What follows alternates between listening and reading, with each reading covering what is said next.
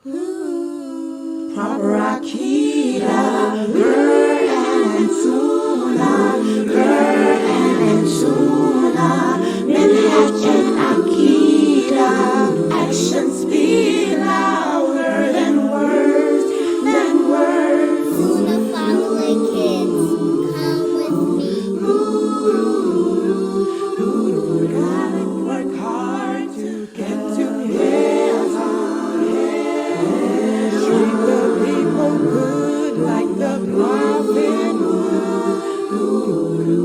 Proper Akira, Quran and Sunnah, Quran and Sunnah, Minhaj and Akira, actions speak louder than words, than words.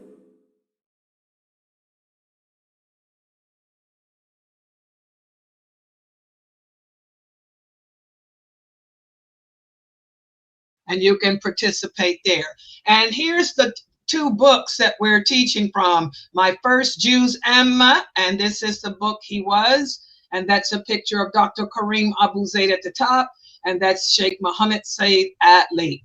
Okay, and that's me, yours truly, right there. And so we're going to start off with my First Juz Amma, which are the last 33 chapters of the Quran. And this is how the book looks. For those of you who do not have a copy of the book, you can purchase it on Amazon, and that's how it looks. This is a picture of Dr. Kareem Abu Zaid. That's how he looks.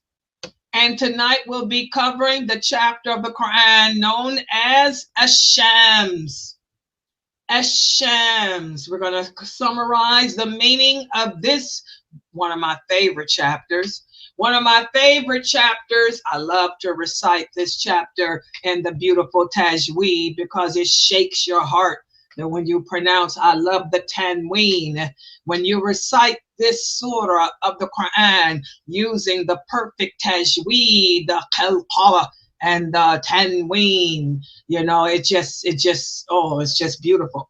But anyway, we're going to go over, this is not a Quran Tajweed class. This is a tafsir, or the explanation of the meaning. You know, a lot of people can recite the Quran with beautiful Tajweed. That's easy. That's one of the miracles of the Quran.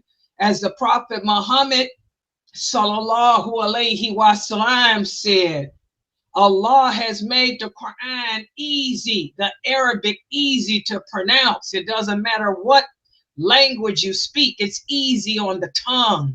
The easy thing, it doesn't matter. You can twist your tongue to learn how to pronounce it.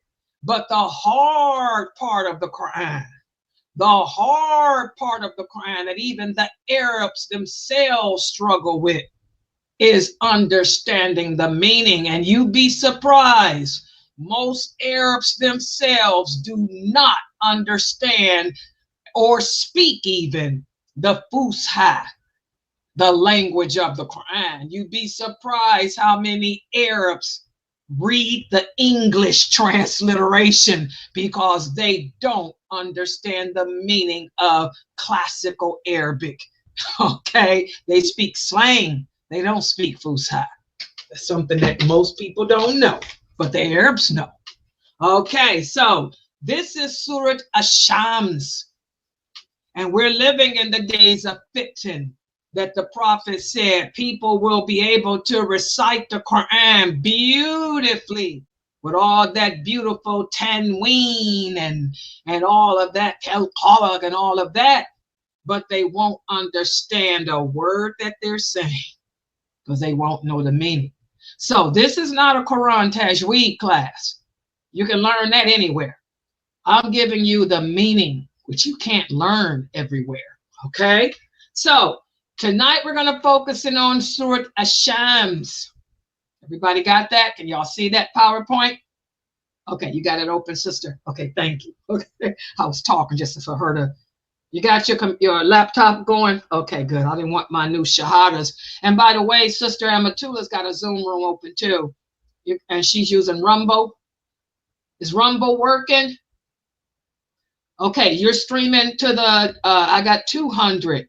Mashallah. We got 200 new shahadas in that Zoom room with her, right? Okay, mashallah. She's got 200 that she's streaming to. Okay, good. Can you hear me? Is your Zoom room working good? Because you know, Zoom updated their program. Yeah, girl. Every time they do updates, it does that. But you able to stream and y'all can hear me good? Yeah, put it. I'm going to give you the code to type. There's a code since you're doing the stream into your Zoom room. There's a code you have to put when you go to the video settings that'll make it not do that. It's going black and out. I'm going to, after the class, I'll send you this code to put in. It'll stop your screen from doing that. Okay, but you got 200 shahadas in there. And I'm going to have you put it in there before Mukhtar's class. Okay. All right. Tell them I said wa alaikum salam. Tell the new shahadas in there wa alaikum salam. Okay. All right. My sister's in there. I got 200 new shahadas in there. All right. Okay. Mashallah. Okay. So we're going to go over Surat Ash-Shams, and Rumble is good, right? Okay. Mashallah. Rumble's good. She's using Rumble to stream from. Okay, and thank you guys for getting all the users on Rumble. All those people I got on Rumble that follow me are from my new shahadas from Reddit. The Reddit, I got over 200 and something followers on Rumble. Those are my Reddit groups. Okay, mashallah. Okay, let's get started because we got another class. And bear with me because I had to piece this together. So this is the chapter of the Quran known as Ash-Shams. And let's think about this. Imagine long ago in the city of Mecca. So the simple fact that this chapter of the Quran is being revealed in the city of Mecca, that tells you once again that this chapter of the Quran has to do with what? What can you guys tell me? My Zoom room. The fact that this chapter of the Quran was revealed in the city of Mecca, that means that whatever the words are, they have to do with building what? They're sent down to help develop what about the Muslim? Who can remember? Kids? Adults? It's going to help you in your what? Because it was revealed in the city of Mecca. Most of the chapters of the Quran revealed during Mecca. This was the beginning of Islam. And in the beginning of Islam, the verses sent down by Allah were to help develop the Muslims what? What were we working on developing then? If the kids can't remember, go ahead, Tahira. Faith. Exactly. I want everybody to remember that the chapters of the Quran sent down in Mecca, the majority of them were to develop your faith.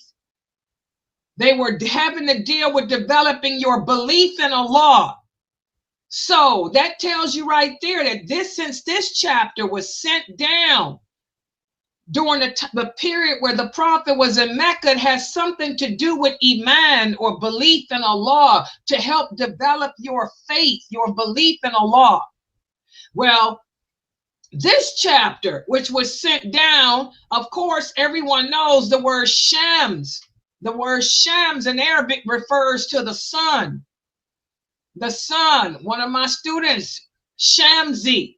Shamsi's name, her, Shamsi, her father named her Shamsi. Okay.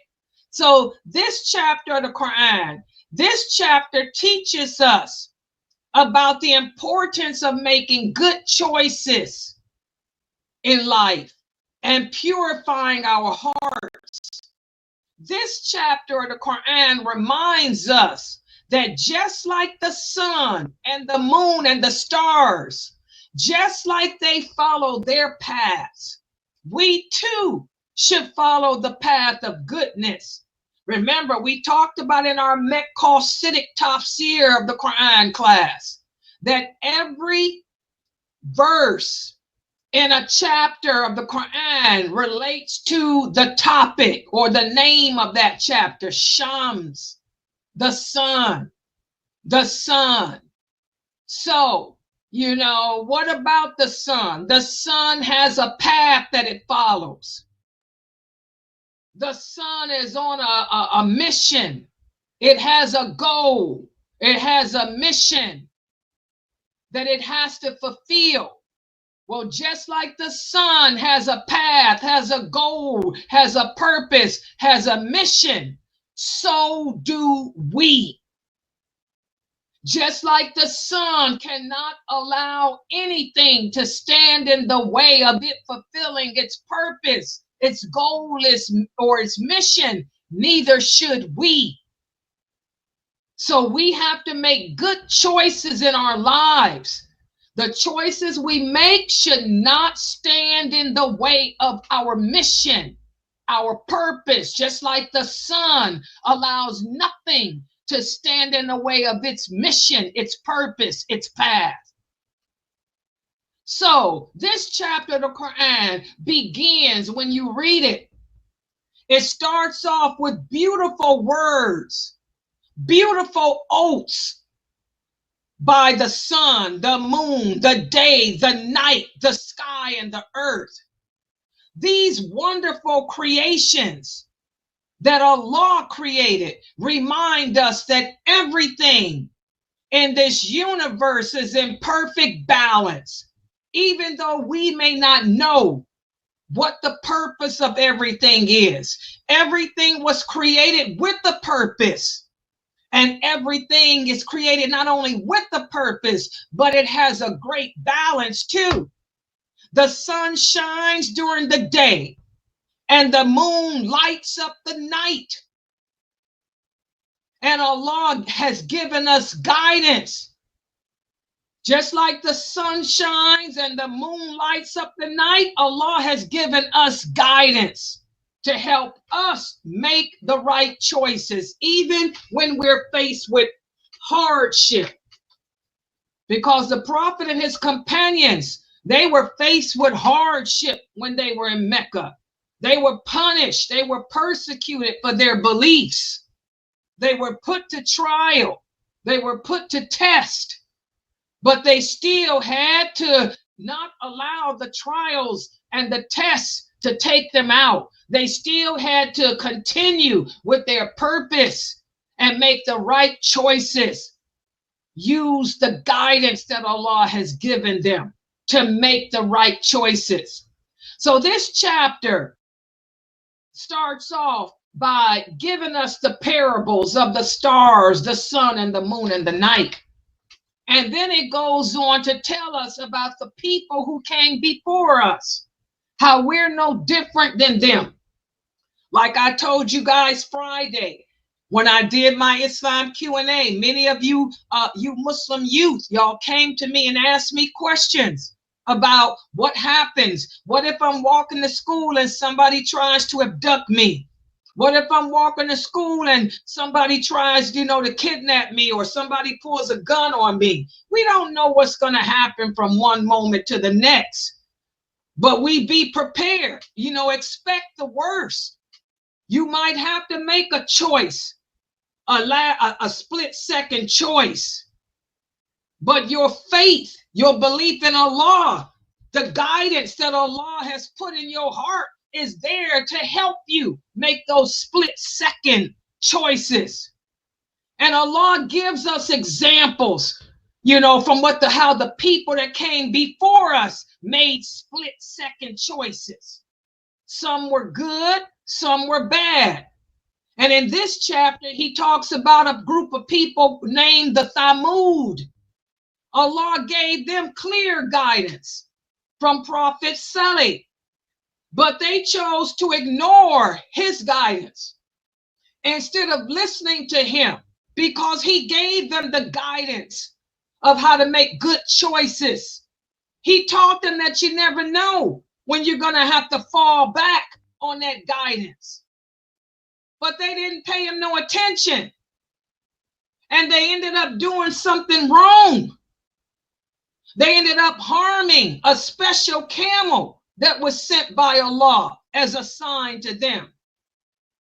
And because of their bad actions, they face severe consequences, because whatever choices we make in this world, they come with consequences. That's why we have to pay attention to what our parents say. Pay attention to the guidance that Allah gives us.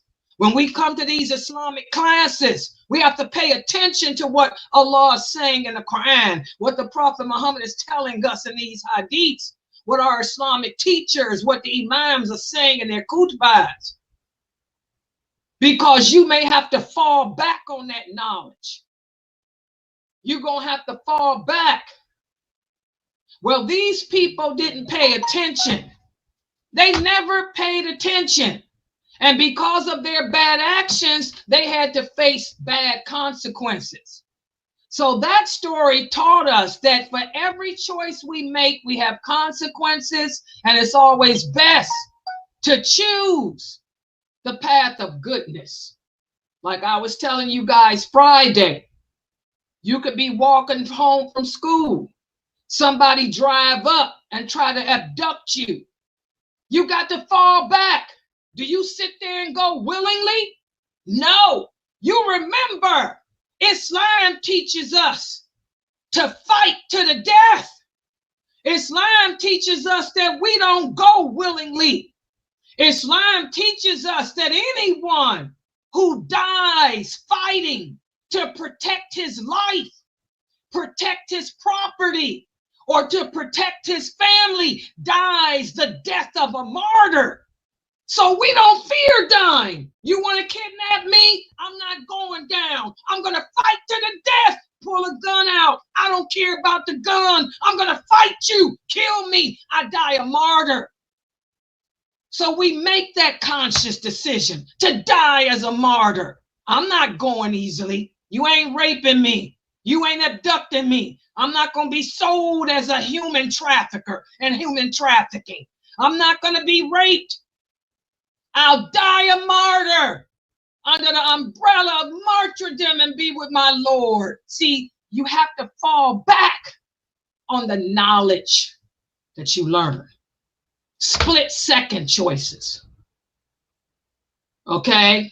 Or you can sit there and say, okay, I'll get in the van, and they gang rape you, cut your body parts up in pieces, sell your body parts on the black market, and you die a horrific death. Not a martyr, because you didn't fall back on your knowledge to fight to the death. What like the companions did. Okay? So, this chapter of the Quran reminds us that Allah sees everything. And Allah's decisions, his advice, his reminders are always fair. He knows everything that we do. He knows everything that's going to happen. And nothing is ever hidden from him. And this will help us to remember that we should always try to do what's right, because his decisions, his judgment is just, and he wants the best for you. Okay? So what we learn from this chapter is always try to, first of all, seek the proper knowledge and understanding of Islam. Understand that all of us were created with a purpose. And that purpose is to worship Allah. Okay? We're going to be tested in life. Life in this world was not meant to be easy. Allah is going to test us in our belief in him. We're going to be put in situations. We're going to be tested physically.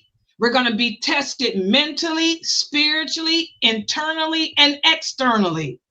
But we have to learn to fall back on our faith and make good choices. Try to make the right choices. Just like the sun and moon follow their paths, we should follow the path of goodness too. and always listen to the guidance of Allah and let his guidance help us in making the right choices. What does Allah say to do if you're faced with danger? What does Allah say do if your life is threatened? Does Allah say you say, okay, I'll just go with you?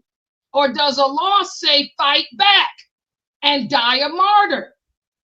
What does Allah say do if you see $1,000 laying on the ground? Does Allah say pick it up and steal it? Or does Allah say turn it into the store in which you found it and say, here, I found this money in front of your store? Okay? Make the choices that Allah says to make. Also, we learn from this chapter to avoid doing what's bad. And the story of the people of Thamud shows us that by ignoring what Allah says and doing what you want to do can always lead to serious consequences. We also learn to remember that Allah sees everything. We can never hide anything from Allah. You may think that you can get away with stuff, but you can't. So it's all about making the best choices. And the best choices are always based on what Allah said to do, what the Prophet said to do, not anyone else. That's why you have to listen when you learning in these classes. Listen to what Allah is saying when you read in that Quran. Listen to those hadiths and try to understand the meaning of them. Subhanallah. So let's ask you some questions to see how well you understood this. And that's the summary of Surat Ash-Shams. First question. Surat Ash-Shams was revealed in the city of Medina. Is that question true or false? True or false? This surah was revealed in Medina. Go ahead, Asma and Najma. False. It says Mecca. Good job. This is false.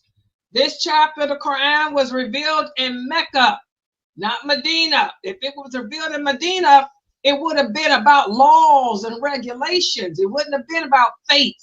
Good job. Next question.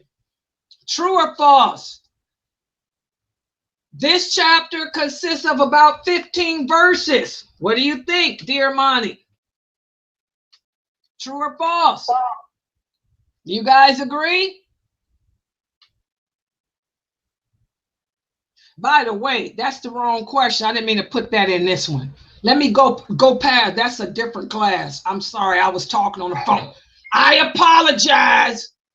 I was talking on the phone doing another class question. Let's go past that one. Okay, this is the right question. I'm sorry, guys. I was on the phone. Next question. I'm sorry, I was the wrong one. Ash-Shams focuses on external struggles and battles. Is this question true or false? True or false? Go ahead, dear Monty. Do this one. I'm sorry. What do you think, dear Monty? It's talking about external, which means struggles and battles that are fought outside. Like wars against the Qurayshi people. True or false? What did he say? True. Do you guys agree? He said true. You guys, what you say, Tahira? I'm sorry. Go ahead, Tahira. Yeah, it's true. Does everybody agree? Is this true? It's talking about external struggles and battles. Or is it talking about, who was that said no? That's my Najma. Yes, it's basically talking about what, Asma? Go ahead. It's talking about making good choices in life. Exactly. It's talking about choices, which is more internal. You know, making good choices in life. That's more of an internal battle than an external battle. You know, whether you're going to make a good choice, choose to do good as opposing to choose to do evil. That's more internal than external. Good job, Asma. What about this? True or false? The people of the Thamud are people who live their lives obeying Allah. That's true or false? Go ahead, Amalia. Some people did not believe in Allah. They did bad choices. Exactly. This is false. In fact, they didn't believe in Allah. Exactly. They disobeyed him. Exactly. Allah destroyed them and left their ruins behind. Good job. You can find their ruins in Jordan. Good job. This is false. Okay, next question. Make sure I got the right question, because I'm telling you, I was on the phone talking. What things do Ashams build upon from earlier surahs like El-Balad and El-Fajr? Does it talk about life's ups and downs and how they shape our character? Or does it talk about money and power? Or does it talk about physical strength and courage? Or does it talk about artistic talent? What do you guys think? Go ahead, Corday. Life ups and downs and how they shape our character. What do you guys think? True. Good job, Corday. Exactly. It really is speaking about life's ups and downs and how the problems of life, you know, can shape our character. You know, that's where, you know, choices come in. We may find ourselves struggling to make, you know, have to make hard choices in life because of life's ups and downs. Okay. Good job, Corday. Good answer. I'm glad you answered that one.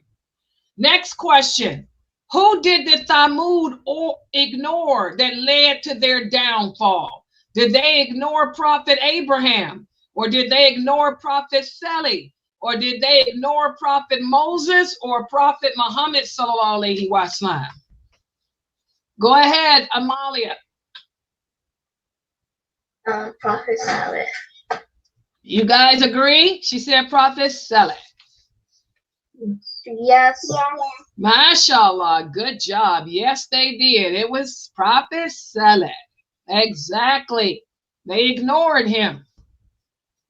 Oh, yeah. And they had to suffer the consequences, just like so many people are ignoring the Prophet Muhammad sallallahu alaihi wasallam today and are going to suffer the consequences as a result. Oh, yeah. What happened to the Thamud is going to happen to a lot of people today. And so now we're going to move on to our hadith of the week.